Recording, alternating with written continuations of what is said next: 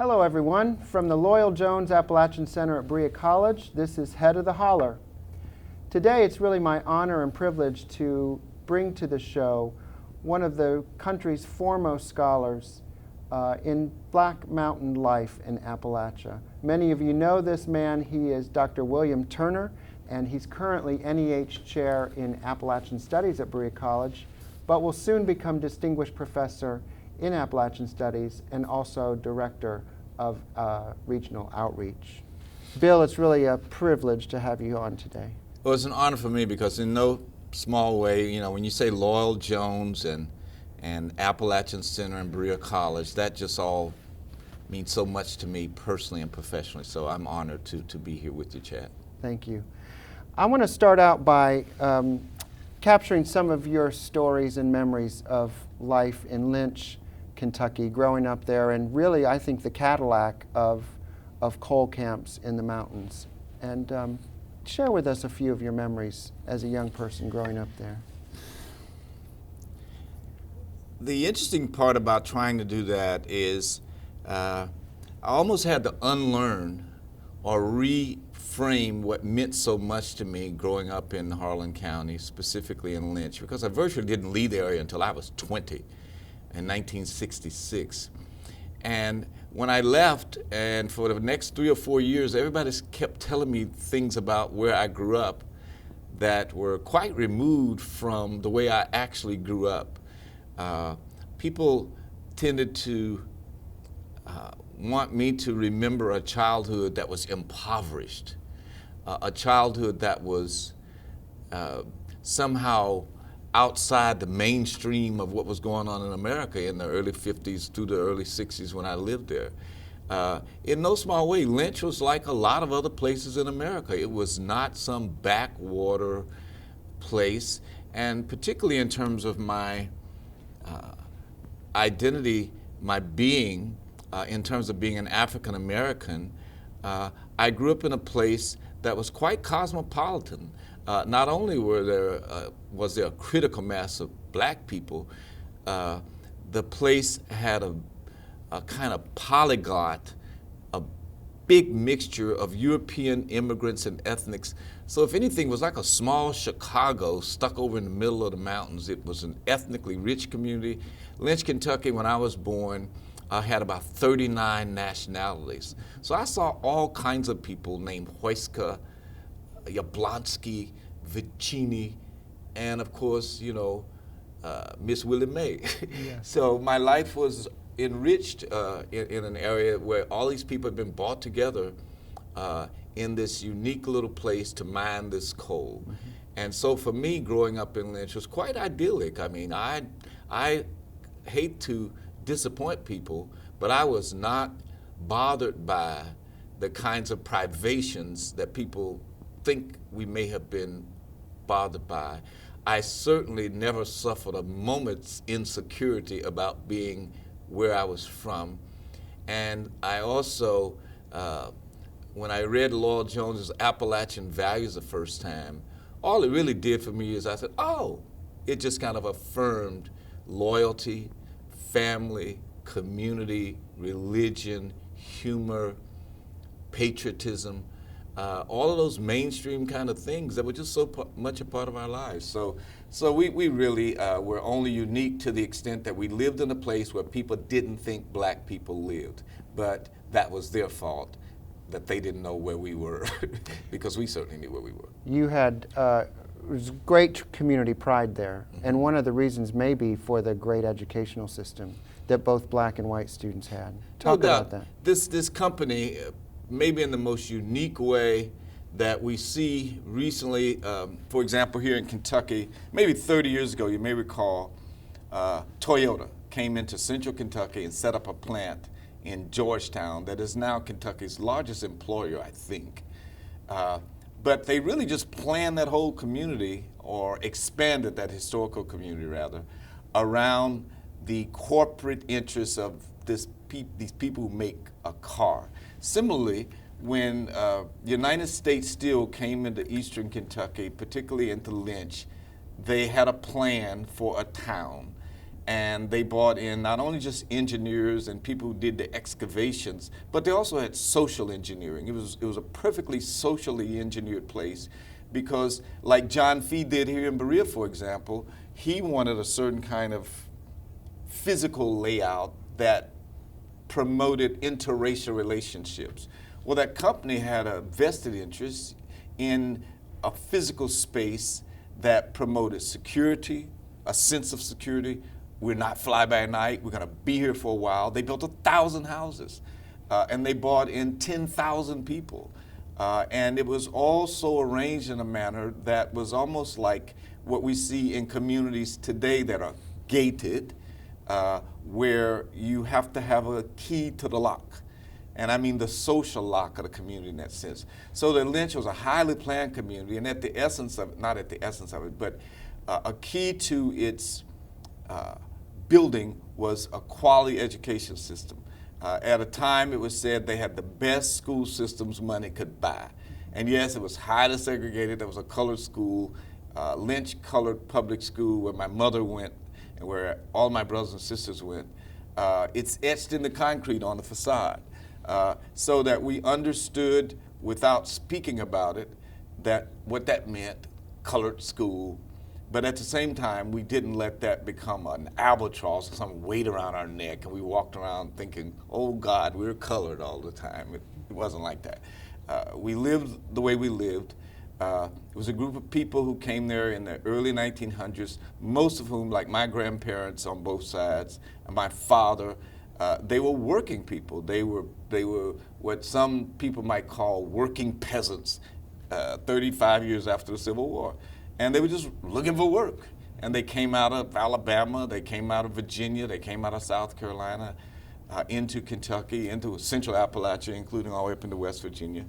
And while it lasted for about 100 years, it was a perfect place for people who had no skills, as it were, no education, to have steady employment, to raise their families, to create associations and organizations, and to do the things that everybody was trying to do in the early 1900s, and that was to capture this dream in this growing country called the United States of America. And that's where my grandparents and my parents raised us. Now, I've heard a lot of stories about your father. He mined coal. Mm-hmm. Talk about that. Dad went into the coal mine very early in his life because his father died when he was 11. And Dad was born in Wise County, Virginia, in a little place called Coburn, which is, as you know, 15 miles from the only place in the region named Appalachia. So my earliest memories was going over the mountains just about every Sunday, or at least twice a month, to see Dad's mom, who died in Coburn, having been born in that region herself in 1893. And my father started working in the coal mines along Tom's Creek in Coburn, and by 15 he was in Matewan in West Virginia, and he came to Harlan County to work in 1939. And he worked there for 44 years. Married mom, my father had 3 formal years of schooling.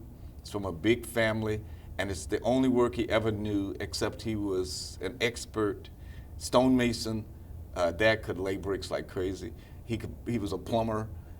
He was a wallpaper man. He was a carpenter. He could do just about anything. It was fascinating with my father, and his brothers were the same way, could do it with their hands. But that was not unusual. A lot of men were what you might call multitaskers. But he was wise as well as skilled. Yeah, my father was a man who was self-educated. He had taught himself to read and write, and he appreciated things over that mountain in a kind of imaginary way. Things he'd read, he'd tell us about around the supper table.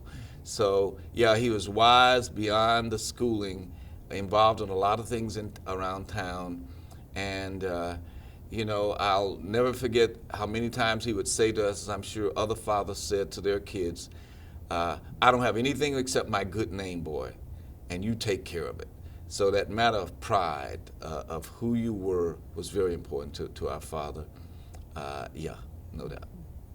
And so you had these, the best teachers that money could buy, as you mentioned, and that really put you on a course, yeah. and other classmates of yours on a course ultimately led many of you out of the mountains, out of Lynch, but you all became highly educated. We had nothing else to do. And that story can be told about any number of the Rosenwald schools that dotted the mountains of West Virginia, Southwest Virginia, Eastern Kentucky, East Tennessee. My school, the Lynch Colored Public School, was no different because our teachers, particularly in Lynch, where the teachers, it was an independent school system, separate from Harlan County schools, so that they made more than the teachers in Harlan or in Everts or Loyal or someplace like that. But our teachers were credentialed beyond the standards because most of them had gone to Kentucky State College. But at the same time, we had teachers who had gone to Fisk and to Wilberforce and to Hampton and to Howard and Tuskegee. And these people taught us Latin, and all of the great books were just right there in that little school. Not only that, these people were part of a plan to increase the credentials of colored teachers in the South, as they were known then, because I know personally at least 9 of my teachers who spent the summers for 8 and 10 years, from the time I was in 3rd grade to the time I was in 9th grade, by which time they received a master's degree from Columbia University because the Rosenwald Fund paid for them to go to Columbia. So we had teachers who had master's degrees, and they were excellent teachers. They taught you not only the 3 R's, but it was also done against a background of racial pride because they had come out of the Booker T. Washington experience, and for good or for ill, and I think mainly for good, you were imbued with this notion that you represented your race. You know, that whole race men thing. It was like, you have to watch what you do because it doesn't just reflect you, it reflects on all of us. So that you carried around this great burden that somehow you had to look your best and act your best and be your best. And if you followed that subconsciously, you ended up maybe doing a little bit better, I think. I've done some research over the years on schools, those of us who went to these kind of schools in Middlesboro, in Harlan, in Lynch, in Hazard, in Jenkins, and the proportion of African Americans from those regions who have master's degrees is phenomenal. It's really unbelievable. My little piece I'm preparing right now as we speak is called Profiles of Success for Kids Along Looney Creek. And Looney Creek is a kind of metaphor for that whole region because it's not just Lynch, as I said earlier. It's just throughout that area. These schools were just excellent, just great. I tell people all the time that my mother would kind of put me in my place a lot when somebody would refer to me as Dr. Turner. And then Mom would point to some of my classmates in whom she would say, now, he's a real doctor. So there are people I went to high school with who went to the same little school in Lynch or Harlan or Jenkins or Hazard or Wheelwright or someplace, who many within, say, 20 years of me. I'm in my mid-60s, so I'm talking about people in their late 40s who grew up in that same little town, who are physicians, whose intergenerational mobility, if you will, because all their parents are just like mine. And it's phenomenal when we gather at reunions to meet people who achieved far beyond their humble origins. Who said it so well to say, never judge a person by where you meet them in the present life or in their present status. Just check and see how far they had to come. So it was a long way from some of these little nooks and crannies down here on this map behind us to the mountaintops of professional achievement that some of these folks have reached, and I'm just mighty proud of them. But they made it. Yeah, they made it. And they all get together. Oh, yeah. They all stay together through the social club. Yeah, not only that social club, there's the Eastern Kentucky Social Club, which has a focus, a centering point, if you will, in Lynch and Benham and Cumberland and Hazard, and on that side of Pine Mountain, rather. But you go in the other direction, there's the Harlan Rosenwald reunion that is quite active. And there's the Middlesboro Lincoln School Rosenwald reunion. You go over the other mountain, you'll find a reunion of African Americans in Southwest Virginia. So that you see it all. I'm working with some people now to try to get all these people together, these different reunions, because as you know, these coal camps, they had intense athletic rivalries, which carried over into social rivalries. People from Lynch didn't tend to like people from Harlem because they're from down there. So, and it was, they're from over there. You know how these hollers had their identities. Well, now that we all are, getting up in our golden years, we're hoping we can get away from that. Transcend those? Yeah, transcend some of that and get together, bring our children together because, I have to say how proud I am. Recently, we were having a family reunion, and it was just remarkable standing there in Lynch with several people, and we now are grandparents. And when we look at our nieces and nephews, and knowing that many of us started off in a community college, or like a couple of my friends who went to Berea College, where their children were there last year, and these children were in their 20s. And they went to Stanford, and they went to Duke, and they went to Yale, and they went to Harvard, and they went to Duke. I said that already. But my point is the intergenerational mobility has bumped another generation that's remarkable. And I don't want to be too romantic about this. Everybody hasn't gone to medical school at Vanderbilt. I think I would be inaccurate if I made it sound as though everybody did well. It hasn't been the case. Like I said from the outstart, we just represent a microcosm of America, and so we've had our shares of joys, but at the same time, there are people whose lives unfolded like people's lives always unfold. As I sit here and listen to you talk, Bill, I realize how your life's experience challenges many people's preconceptions about Appalachia. For example, we like to talk about Appalachia as being isolated. Here you grew up in a place that was connected by the world's foremost company at that time, right. Connected through all of these economic connection. We like to talk about Appalachia as having poor educational systems. You went to one of the finest, grew up in one of the finest. There was this company presence, as you've mentioned. And then as an African American, we tend to think of Appalachia as white. Mm-hmm. And here your experience is very significant. Well, I quite often think about the history of that area, and then I transpose it or transport it all the way to the present area when we talk about this global community. But if you look back in the time and space context, that place was already connected to national global markets. And so in some sense, many of the things we see happening, for example, in the current recession, 2010, I think we've been in a recession now almost 3.5, 4 years. A lot of manufacturing jobs, the kind of job, my father had essentially an industrial manufacturing job. Mm-hmm. It just happened to be in a rural area.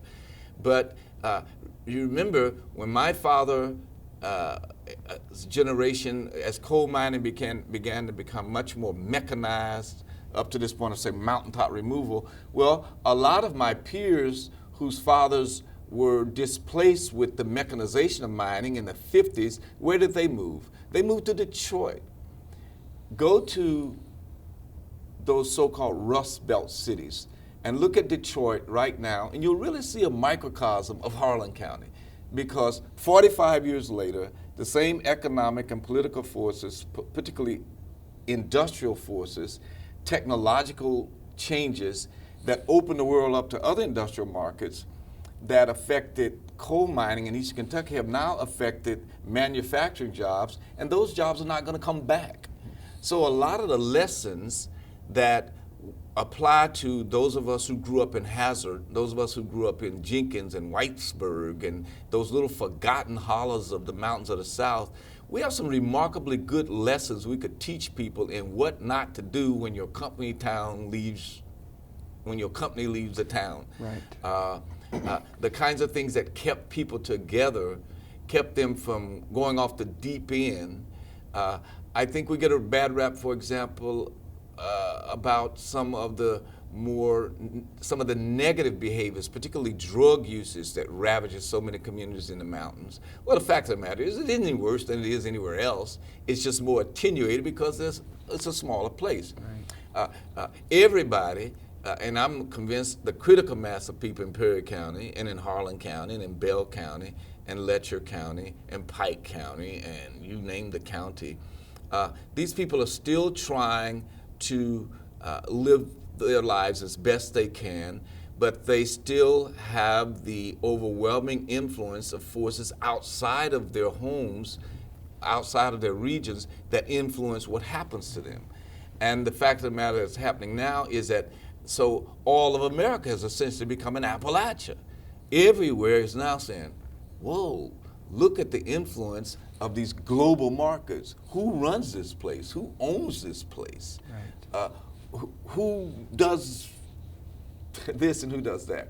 So that the deindustrialization, the companies going away can mean a lot for people, because we're faced in the coming 10 years, I think, with a whole new look at where America is a kind of company town.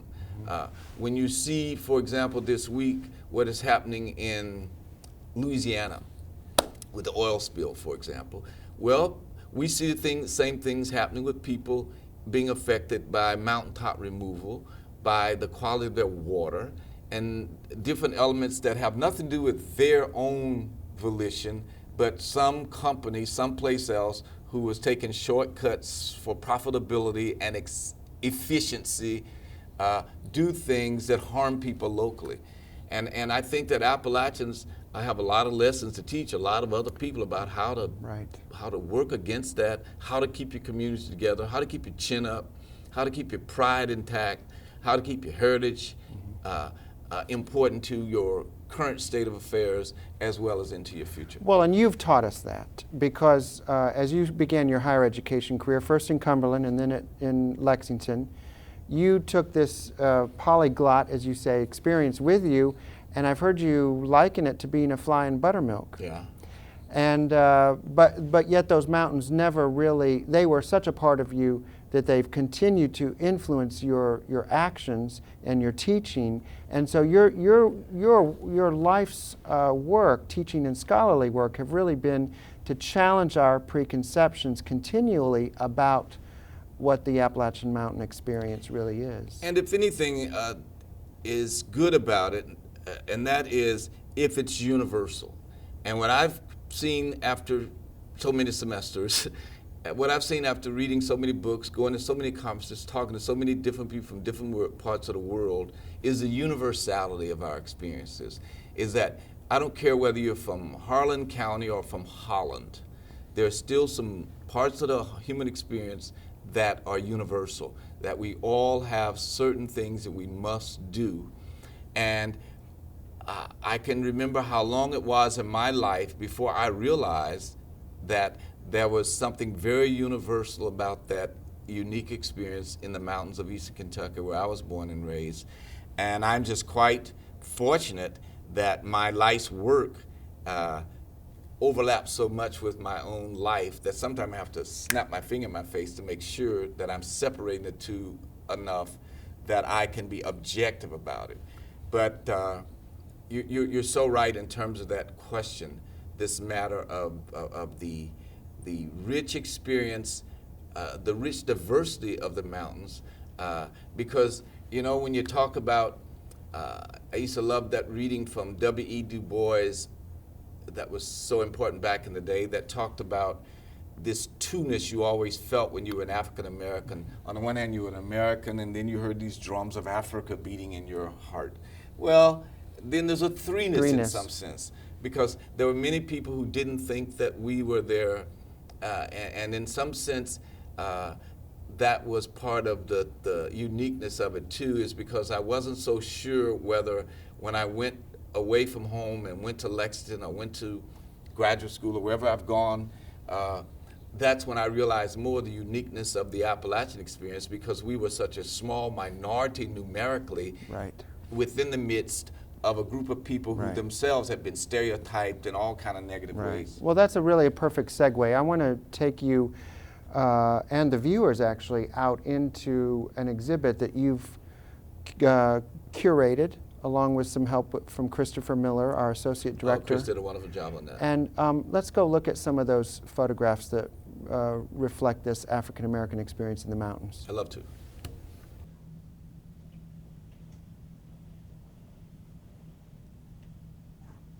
Chad, this is a picture of my dad, which might also reflect that ethnic diversity I was talking about, Mr. Ed Obradovich. Obradovich is clearly Polish, was my father's supervisor, and Dad had just had he was in his mid-40s on that photograph when an electrical wire had sparked or arced real bad, and those glasses, which I still have that Dad's holding there, were literally shattered by the electrical arc.